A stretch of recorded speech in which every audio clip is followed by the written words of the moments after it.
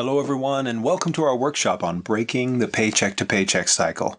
My name is Jim. I'll be your teacher today. I want to thank you all so much for joining me. And before we get started, I like to be sure that everyone can hear me okay. So if you would, please type over and let me know where you're listening from. I'm joining you from the state of Idaho in the northwest part of the United States today. Always love to see where folks are checking in from. Great to have you all here, and I want to welcome back those of you who have been to some of our other workshops. I see Liz is back from Anchorage. Great to have you here. Fantastic. Jody's here from Oklahoma. Welcome. Jackie from Alberta. Looks like Sandra's checking in all the way from Washington. We've got Melody from Chicago. So lots of folks joining us. I'm not going to go through the whole list. It looks like things are working well, but I do want to thank you for spending some time with me today. And you know, when you are stressed about money, it really does affect every part of your life. Now, maybe some of you have bills to pay, but you just can't pay them quite yet because you're waiting for the next paycheck to arrive. Now, maybe you're not even sure whether or not you'll make it to the next paycheck. Now, it could be that you feel secure enough day to day. You know that paycheck will cover everything, but you just feel like you can never quite get ahead. This is the paycheck-to-paycheck cycle, and it is so stressful. So we're always looking for ways to break that cycle. Now, I'd like to ask you a question just to kind of get you thinking about this a bit. If you were to get a paycheck tomorrow, how long do you think you could keep that in your pocket before you actually had to cash it? Why don't you type over your very best guess? I know it's just a guess, but I'd love to know how long could that check just sit idle and not do anything for you before you actually had to use it? Let's see what folks think here. I see maybe a week, a day, 10 minutes. Okay, that's not very long, is it? Yeah, I see several of you mentioning a day. All right, maybe 2 weeks at the most. Okay, I'm actually seeing all sorts of numbers here from minutes to days to weeks, and that is so stressful. But here is the good news. You see, at YNAB, we know the root cause of the paycheck-to-paycheck cycle. We've figured it out. More importantly, we know how to fix it. You see, the problem is your money isn't old enough. Imagine that a dollar is born the day it enters your life.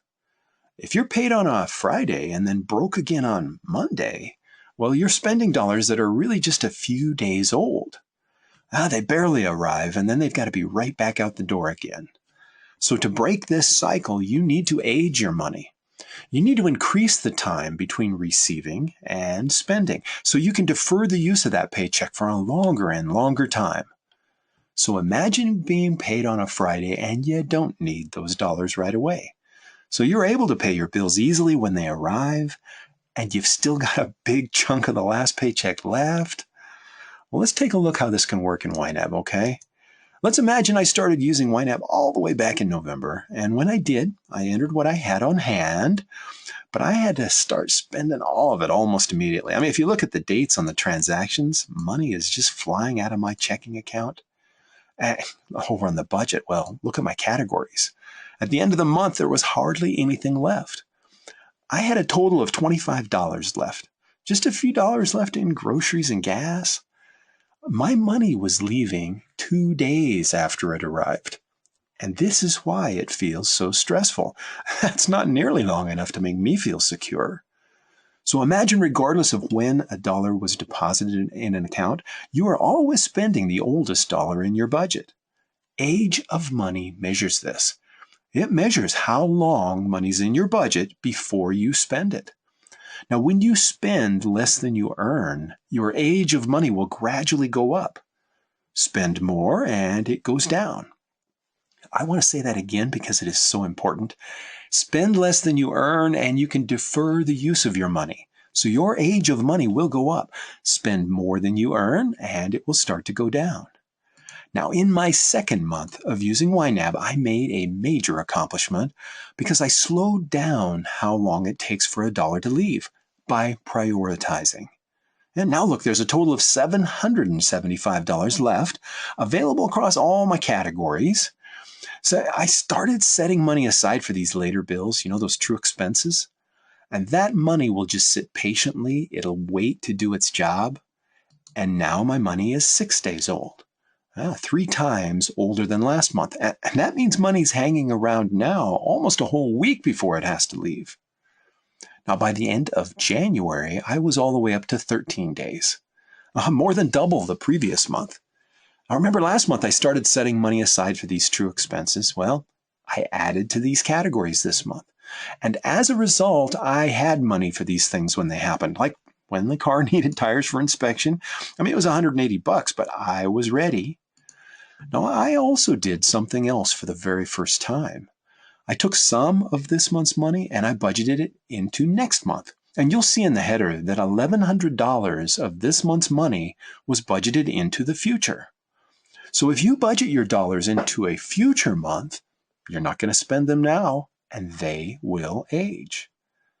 Now, by February, I had finally arrived at 30 days. Man, that's great. Also, I got a paycheck in mid-February.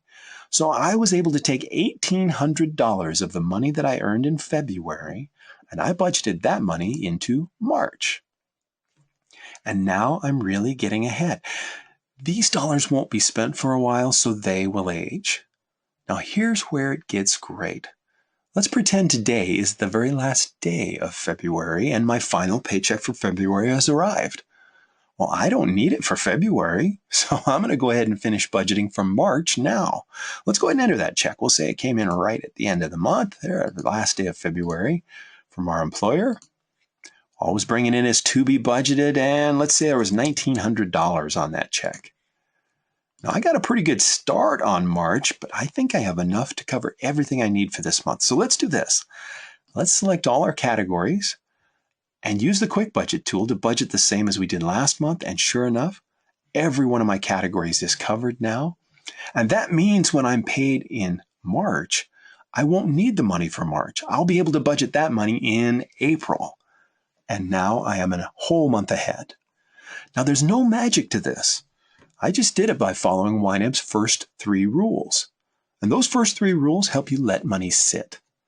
Because when you are giving every dollar a job, you're so much more aware of what your money's doing, you spend less than you earn.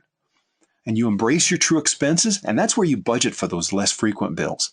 You know, those dollars don't get spent immediately, so they just sit in the bank and they age. And with rule 3, you roll with the punches when you need to. And hey, you adjust, you adapt, and that keeps you in the game over the long haul. When you can stay in the game, your money will continue to age. So you will quickly find yourself with older money and with more of it. Now, I'm sure you've got some questions about how you can age your money and break that paycheck to paycheck cycle. You know, this is a great time to send those questions over. We'll spend the rest of our time addressing some of your questions. And if you'd like to chat with me live on the mic about a question, just add yes to Mike when you send it my way. It's a great way for me to know you're able to chat with me. Always happy to read your questions right from the chat window, though. So feel free to send in over any questions I can help you with about aging your money and breaking that paycheck to paycheck cycle.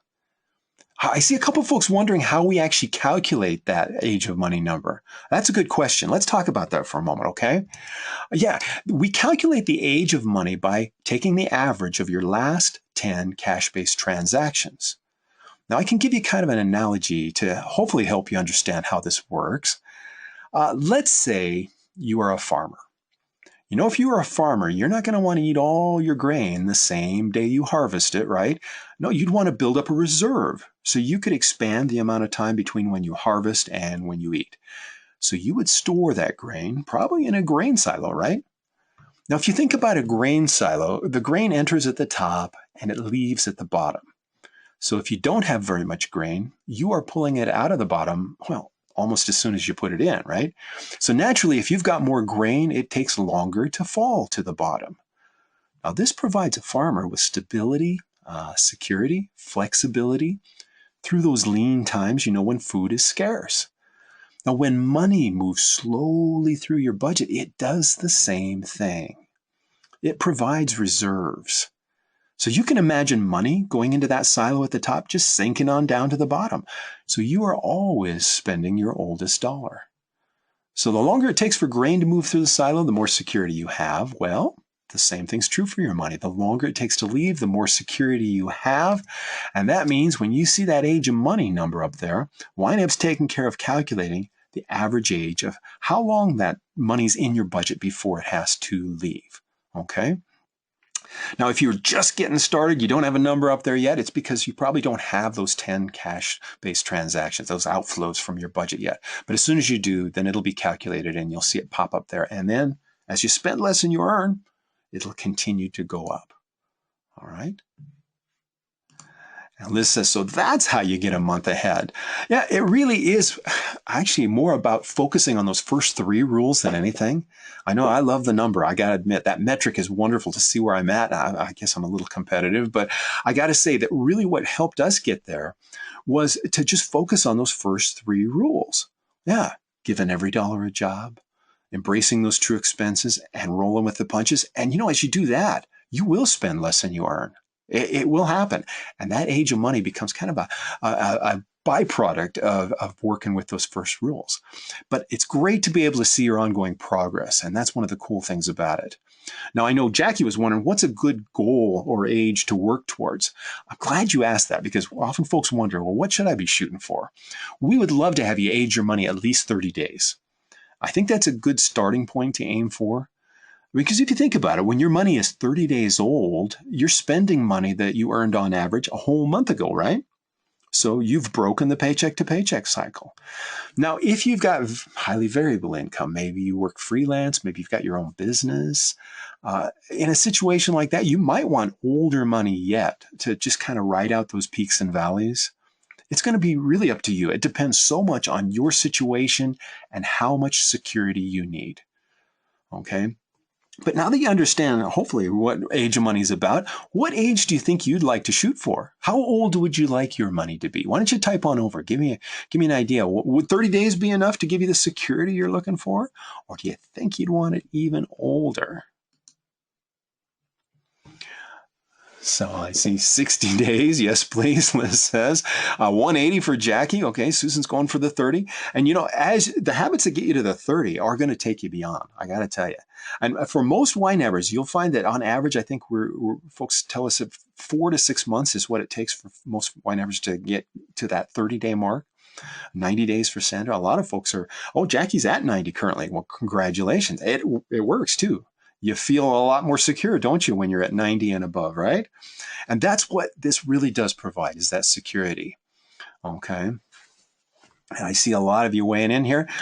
Sandra's at 26 today. Great. And you're watching that grow up, I hope, as you continue to spend less than you earn. All right.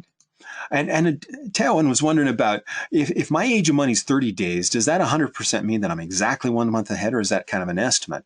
Well, here's one of the ways to make that very tangible. Tailwind.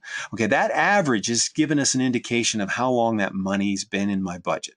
On average, if a dollar lands, why not keep track of when it comes in? It keeps track of when it goes out. So that is an average age of my dollars when they leave. But a great way to make sure that you're a full month ahead is to just budget explicitly into the next month. And that's a great way to set those dollars aside to make sure they age explicitly, okay? All your dollars will age as they wait to do their jobs. But let's say I got a paycheck today, okay? I'm going to go ahead and add that paycheck in from my employer. And maybe I got a couple $1,000 on that paycheck.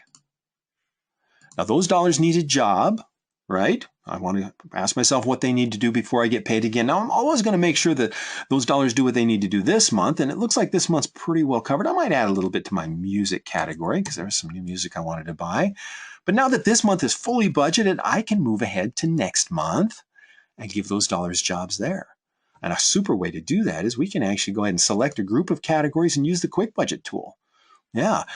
For example, maybe I want to cover all my immediate obligations first, which is a great way to prioritize. I could use what I budgeted last month because I do have enough to do that. They're all taken care of. And that other $80 I'm going to just put towards my car insurance. Now I know those dollars are going to get older, right? Because I'm still in March using this budget to guide my spending, knowing that $1,985 is comfortably waiting in April to do the jobs that I've given them there. So that's when I really know that I've broken that paycheck to paycheck cycle. But this metric is a wonderful gauge to give you an indication of your progress towards that, okay? Think of it kind of like a gauge on the dashboard of your car. So Tailwind, if I look at a gauge on the dashboard of my car, it gives me an idea how my motor's running, my financial motor in this case. I'm going to use that information with other aspects of my budget to determine whether I've got the security and stability that I really want. Does that make sense? Let me know if that helps a little bit to give you an idea of how that works. Oh, wow. Liz was saying you started with YNAB on just January 26th, and your current age of money is at 28 days. Congratulations, man. You're killing it here. Fantastic. Yeah, and this is what's cool about it. Isn't it encouraging to see that go up? I think that's one of the things that it helped me with. It kept me focused on that as a goal, because let's face it, we're making day-to-day decisions, spending and otherwise, and prioritizing those dollars. And as I see that number up there, it gives me the confidence to move ahead and know that, yeah, I'm on the right track. Now, does that mean that age of money will never go down? Well, of course not.